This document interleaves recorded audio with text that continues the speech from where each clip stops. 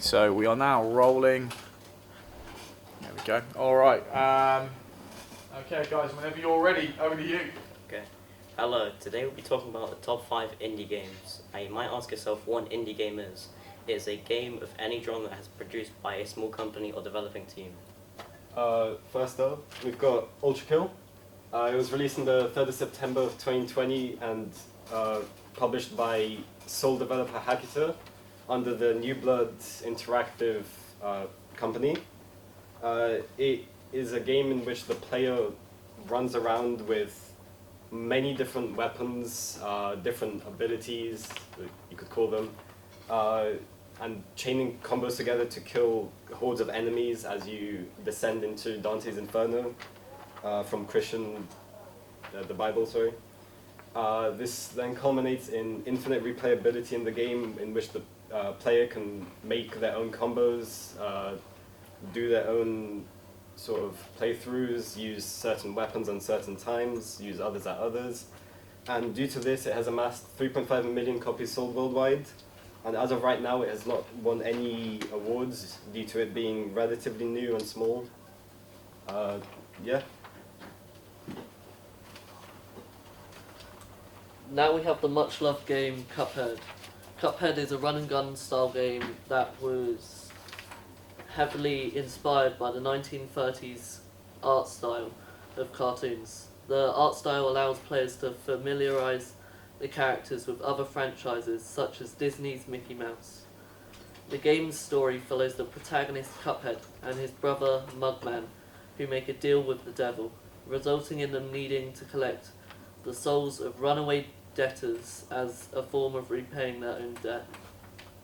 Cuphead has won several awards, including 3 Game Awards, 3 DICE Awards, and a British Academy Games Award.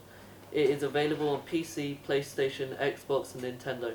It is also available to play in a Tesla car.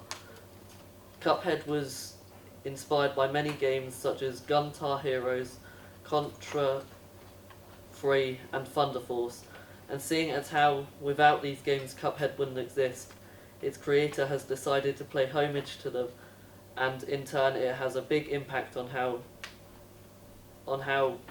run and gun style game developers handle difficulties in their games differently. Third is Undertale, a single-player 2D game in which you must make multiple different choices throughout the story. It was released on the 15th of September 2015 by Toby Fox and is currently available on PC, PlayStation, Xbox, and Nintendo Switch. Whilst playing Undertale, the decisions you make will have an impact on the story, making the game fun to play multiple times due to the different outcomes and endings depending on your actions. Undertale has some defining features such as having multiple different storylines depending on the choices you make or timing your attacks to do extra damage. Undertale has been nominated for 14 awards and has won 2 of them, the Role-Playing Game of the Year in 2015 and the Matthew Crump Cultural Innovation Award in 2016. The game has sold anywhere from 5 to 10 million copies and has had a lasting effect on the way games in general are made. More developers have begun to integrate the idea of letting the player have multiple choices, which change the way the story plays out, into their own games, making more games fun to replay because no elements of the story will always be the same. Next we have Stardew Valley. Stardew Valley is a farming game in which you must turn your inherited land into a sustainable farm. The game has sold around 30 million copies and was released on the 26th of February 2016. The game is available on PC, Xbox, PlayStation, Nintendo Switch, and mobile. The game was developed by Eric Barone and has an incredibly detailed story behind managing your farm. Some of the key features present in Stardew Valley are the constant need to manage your farm and expenses and an extensive story. The game has been nominated for 3 awards and has won 1.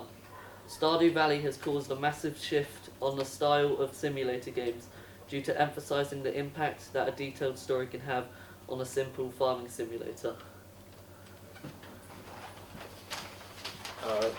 Lastly, we've got Terraria, a game that probably many of you have heard about. It was released on the 16th of May 2011 by Relogic on PC, and since then it being ported to consoles like Xbox, PlayStation, Nintendo, and even mobile. You can also play on the 3DS actually. Its main focus is around collecting gear to power your character up, so you can fight different bosses and enemies as you progress through the game to defeat eldritch horrors. And due to this, it's got infinite replayability, as you can try different combinations of weapons. There's different classes with different weapons for each class and subclasses. And as of right now, it's won 2 awards, or multiple awards, sorry. One of them being the 2021 Labor of Love Award, which insinuated its own update in the game. And it has currently sold over 58 million copies worldwide, and has had like updates featuring other games such as Stardew Valley.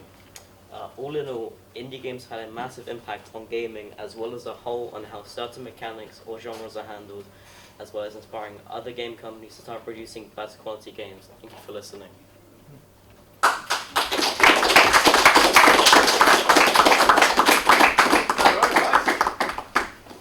Slick PowerPoint as well.